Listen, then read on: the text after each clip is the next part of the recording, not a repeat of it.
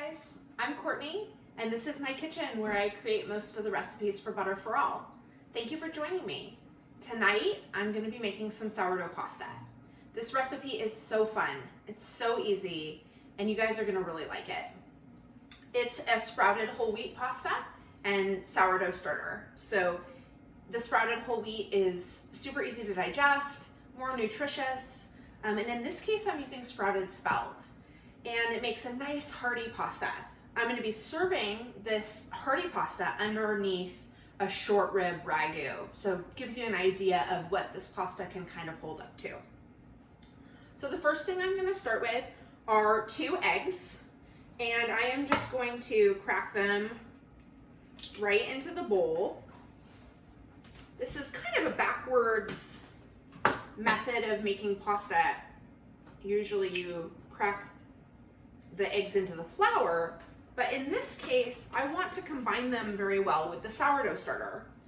So this is sourdough starter from the refrigerator. It's been out at room temperature for a couple hours, so it's easier to work with. It's at 100% hydration, and you can see it's still pretty active.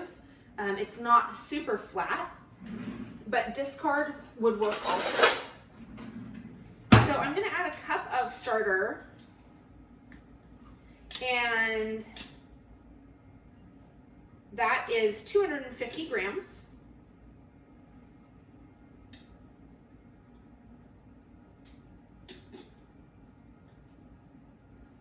A little bit more. I like this technique I've got here for just cutting off little bits of the starter. 250 exactly. You can see this is pretty thick starter. Doesn't easily come out of the jar. Okay. I'm going to move this off the scale for just a sec. And I'm going to incorporate the sourdough starter and eggs really well. I'm using a dough whisk for this.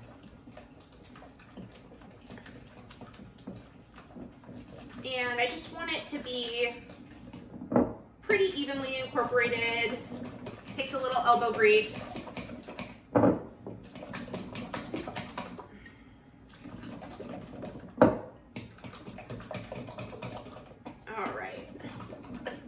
Looks good.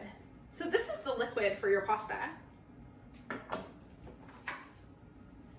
Now we're going to add the salt. It's 1 teaspoon of salt, which is about 7 grams. Perfect. And I'm just going to stir that in.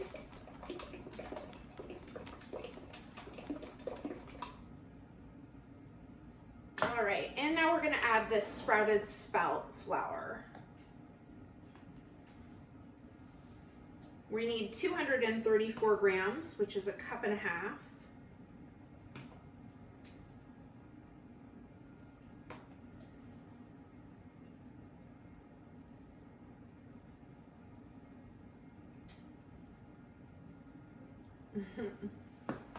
Right there.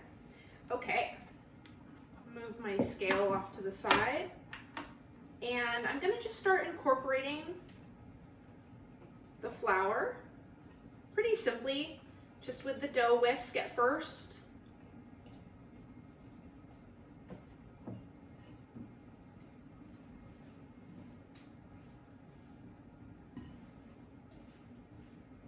It's been a while since I've made this pasta, but it's always a family favorite. All right, it's starting to get pretty thick here. I'm going to cut through it with my dough whisk a few times, trying to get the last of that dry flour to incorporate.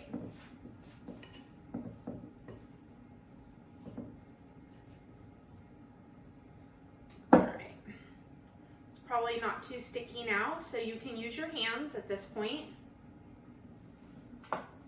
And you just want to get the rest of that flour out of there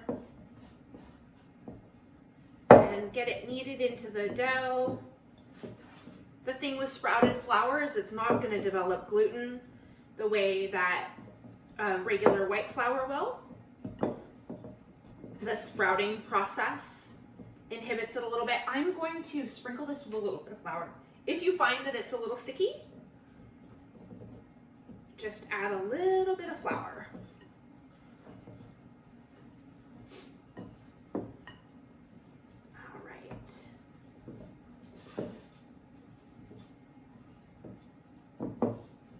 This looks good. I'm going to set this over here for a moment and I'm going to show you what this flour has done to the dough.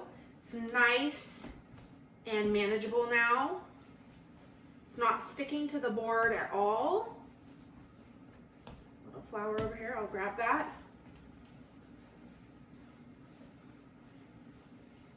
The sourdough is really the glue for this pasta. When you're using sprouted wheat, it's really important that you have something to kind of hold it together. Now the eggs will work too, but the sourdough, because it has gluten, really acts as the glue and the ingredient that's going to give the pasta that kind of classic pasta chewiness. So knead it a few times on your board.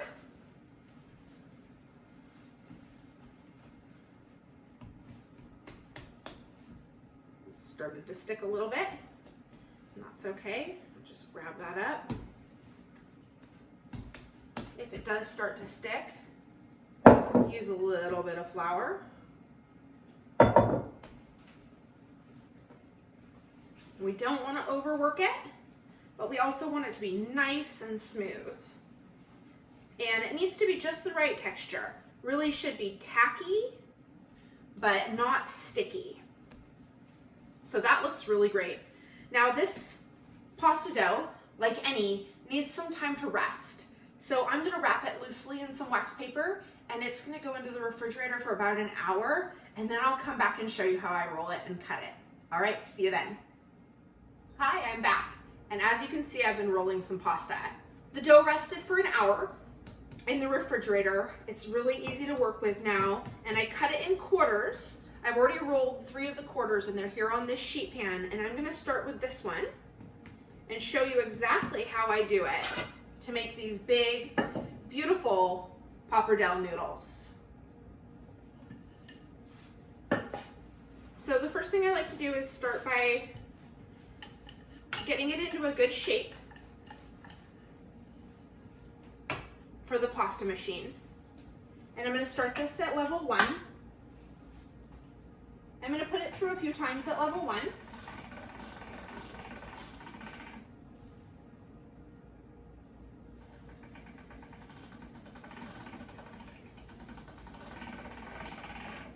And then I'm going to go ahead and fold it to make a really nice, tight, rectangular shape. And I'm going to roll this a little bit.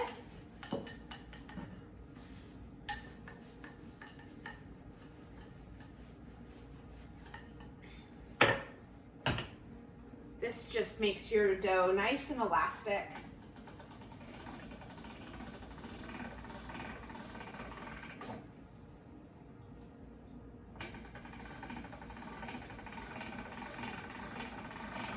Hand-cut pasta is a lot of fun. Doesn't have to be perfect. It's really nice to have a rustic pasta. All right, we're gonna fold this one more time.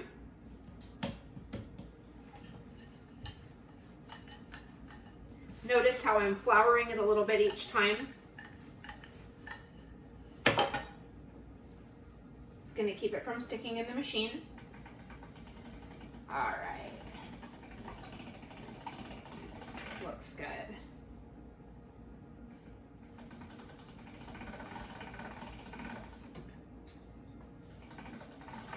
All right, so we put it through at 1.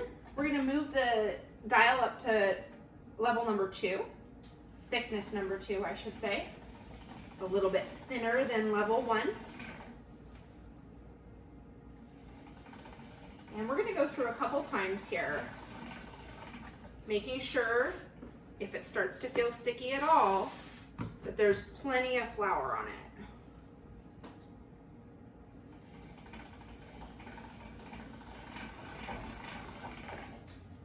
Put it through a couple more times at this level. Great.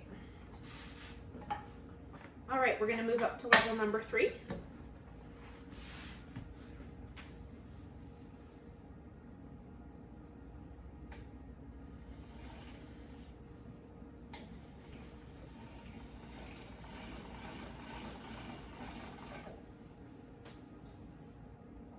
And we'll put it through a couple times.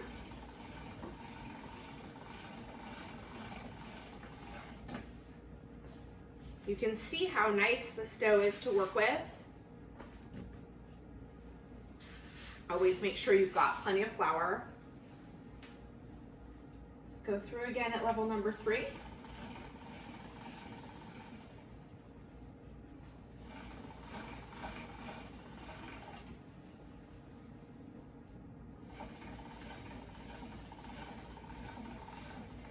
Now, once the dough is rolled, if you have a pasta drying rack, you can dry it.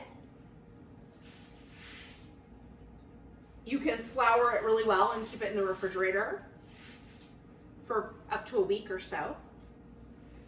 I'm going to move this up to level 4. Or you can flour it really well and freeze it.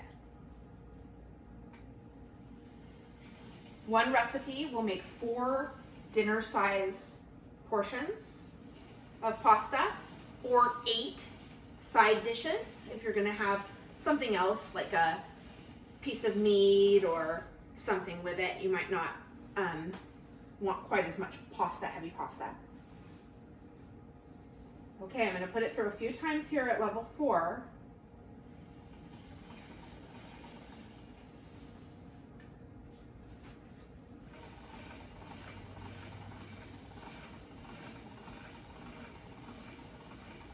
Looking really smooth and beautiful. I'm going to flour it really, really well and put it through one more time.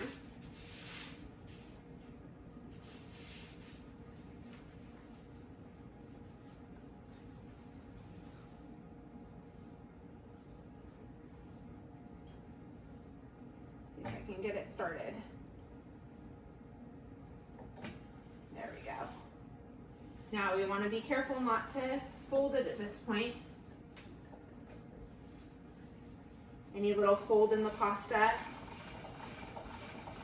will make it double over. Wow, beautiful, beautiful sheet of pasta there. Now at this point, this is the thickness that I like for pappardelle. It's still on the thick side. It's going to be nice and chewy. I'm going to fold it in half. We're gonna cut this in quarters. So I've got it folded in half here. And I'm going to cut that in half. Now these two are separate, and I'm going to open up the folded side and cut that again in half. Now each one of these is going to become 4 big noodles. So you can use a bench scraper. I like it a little bit better than my knife. Knife works too, if you don't have a bench scraper. These are going to be big noodles, nice and thick. Now flour these really well and toss them a little bit. If you were going to be freezing them, you might want to keep them a little bit more flat, but I like to kind of wrinkle them and crinkle them.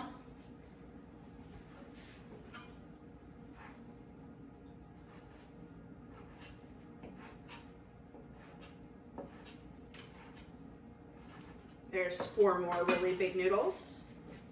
Toss them in that flour really well.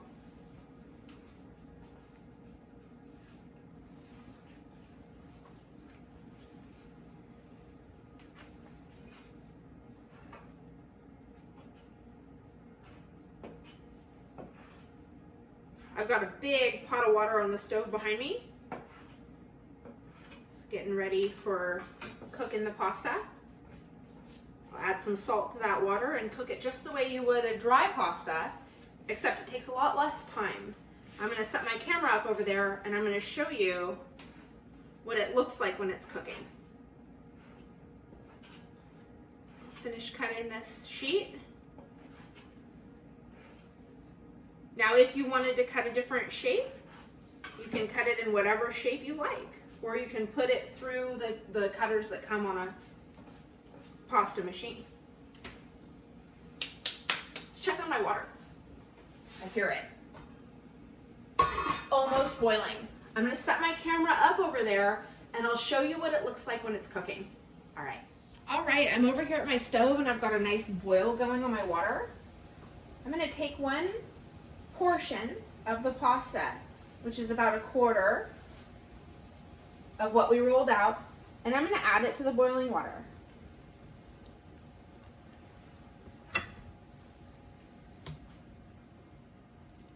Now, fresh pasta cooks really quickly. We're gonna kind of move it around in there, make sure it's not folded up.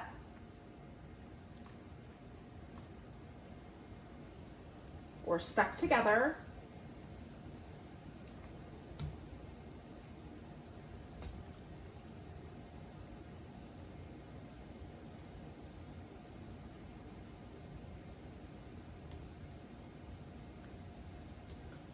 I think about 3 minutes should be good for this pasta.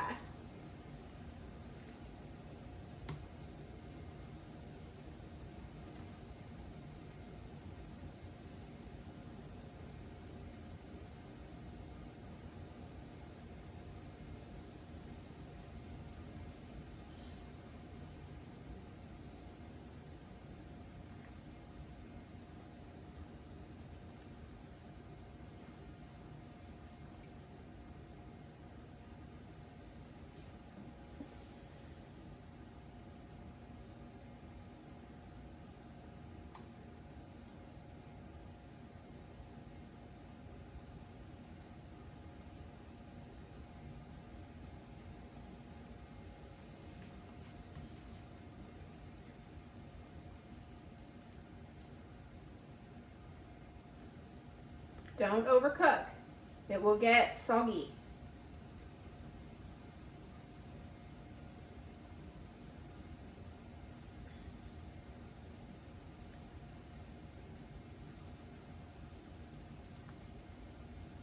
You can see how it swelled in the hot water.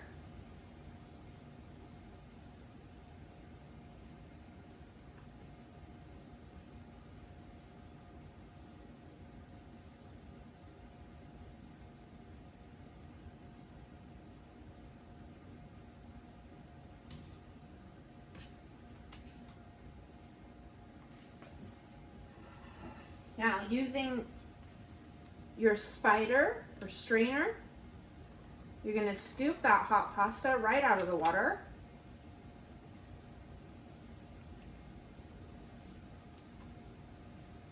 And put it on your plate.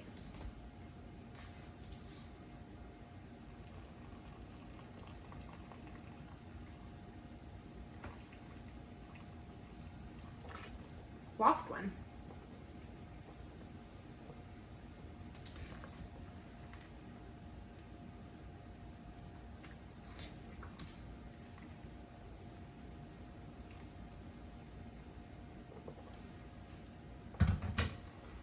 And there it is, beautiful, fresh, whole wheat pasta. Hi, I'm back. My noodles are cooked, and I've got this beautiful beef ragu that I'm gonna serve on it.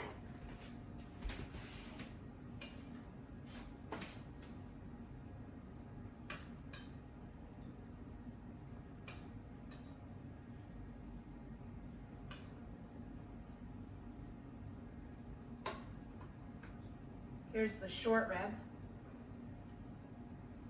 Wow. Beautiful.